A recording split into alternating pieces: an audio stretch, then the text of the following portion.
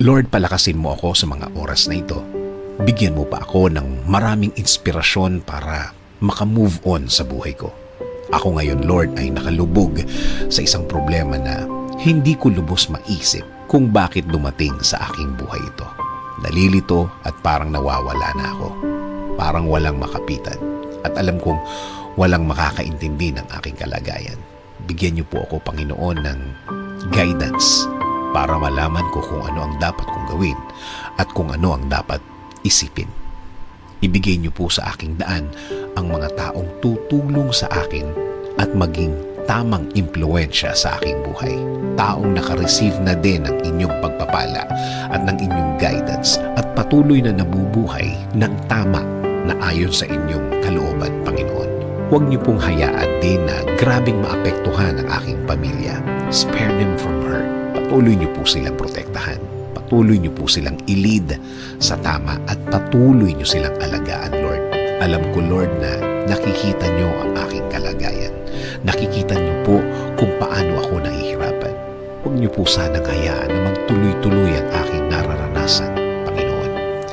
Kaya, Panginoon, patuloy niyong lagyan ng liwanag ang aking puso't isipan. Alam kong tutulungan mo ako ulit. Alam kong gagaan ang lahat ulit. Alam kong hindi na magtatagal. Darating na ang tulong niyo sa akin. Dasal ko, Lord, na patuloy mo akong bigyan ng lakas para sa araw-araw.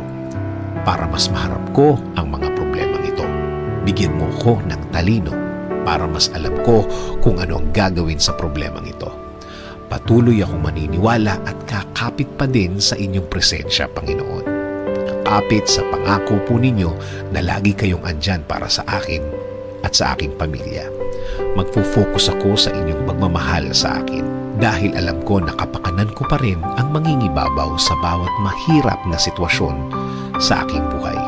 Maraming salamat sa inyong kabaitan. Maraming salamat sa inyong biyaya. Maraming salamat sa ibibigay mong lakas at talino sa akin, Lord. Alam ko na lalakas na ako at tatalino sa mga araw at linggo na darating sa aking buhay. Itinataas ko din po ang aking bayan, Panginoon. Bigyan niyo po ng guidance at inspirasyon ang Pilipinas at mga Pilipino ngayon dito po sa aming bayan at mga Pilipino sa ibang bansa.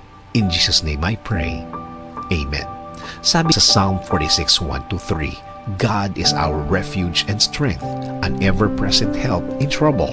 Therefore, we will not fear, though the earth give way and the mountains fall into the heart of the sea, though its waters roar and foam and the mountains quake with their surging.